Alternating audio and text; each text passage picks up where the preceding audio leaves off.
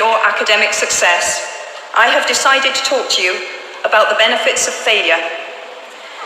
Looking back at the 21-year-old that I was at graduation is a slightly uncomfortable experience for the 42-year-old that she has become. Half my lifetime ago, I was striking an uneasy balance between the ambition I had for myself and what those closest to me expected of me. I was convinced that the only thing I wanted to do, ever, was write novels. However, my parents, both of whom came from impoverished backgrounds and neither of whom had been to college, took the view that my overactive imagination was an amusing personal quirk that would never pay a mortgage or secure a pension. I know the irony strikes with the force of a cartoon anvil now, but...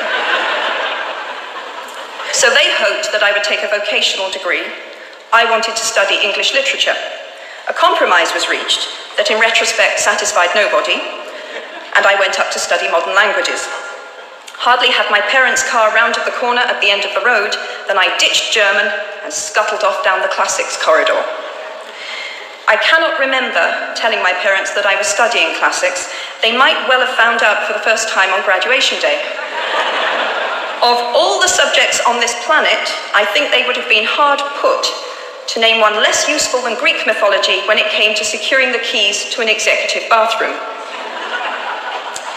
Now, I would like to make it clear in parenthesis that I do not blame my parents for their point of view.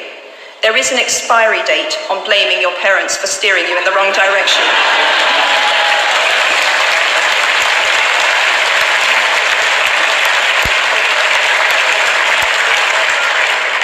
The moment you are old enough to take the wheel, responsibility lies with you.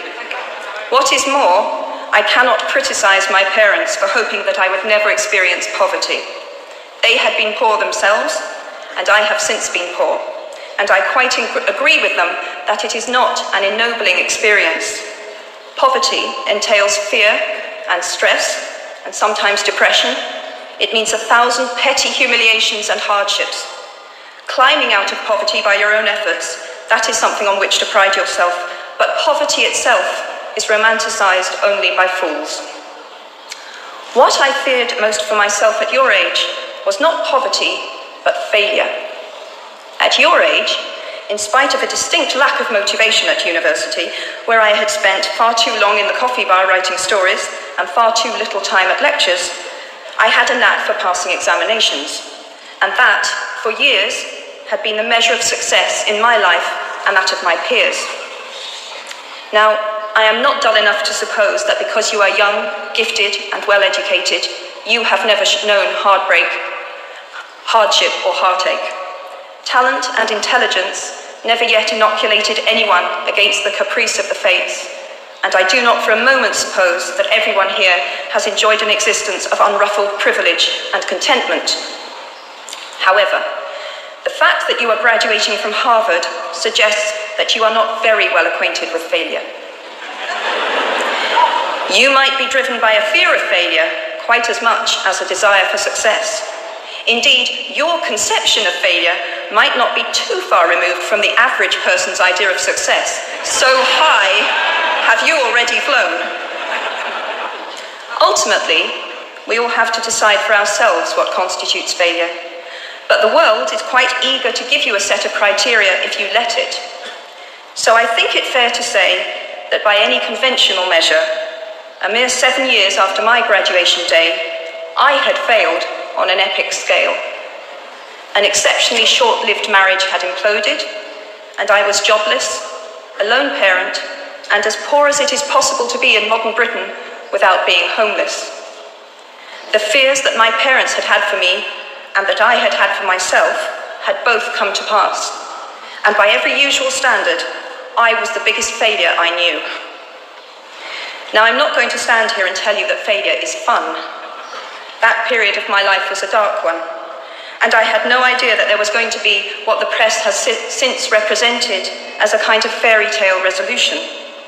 I had no idea then how far the tunnel extended, and for a long time, any light at the end of it was a hope rather than a reality. So why do I talk about the benefits of failure?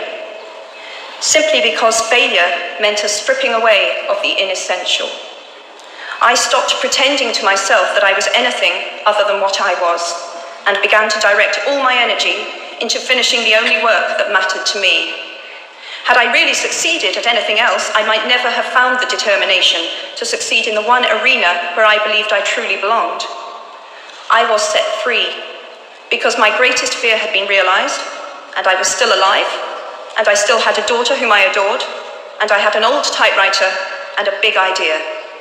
And so rock bottom became the solid foundation on which I rebuilt my life.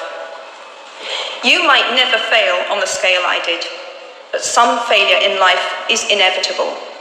It is impossible to live without failing at something, unless you live so cautiously that you might as well not have lived at all, in which case you fail by default. Failure gave me an inner security that I had never attained by passing examinations. Failure taught me things about myself that I could have learned no other way. I discovered that I had a strong will, and more discipline than I had suspected. I also found out that I had friends whose value was truly above the price of rubies. The knowledge that you have emerged wiser and stronger from setbacks means that you are, ever after, secure in your ability to survive. You will never truly know yourself or the strength of your relationships until both have been tested by adversity. Such knowledge is a true gift for all that it is painfully won, and it has been worth more than any qualification I ever earned. So given a time turner, I would tell my 21-year-old self that personal happiness lies in knowing that life is not a checklist of acquisition or achievement. Your qualifications, your CV, are not your life, though you will meet many people of my age and older who confuse the two. Life is difficult and complicated and beyond anyone's total control, and the humility to know that will enable you to survive its vicissitudes. I hope that even if you remember not a single word of mine, you remember those of Seneca, another of those old Romans I met when I fled down the classics corridor in retreat from career ladders in search of ancient wisdom. As is a tale, so is life. Not how long it is, but how good it is what matters. I wish you all very good lives. Thank you very much.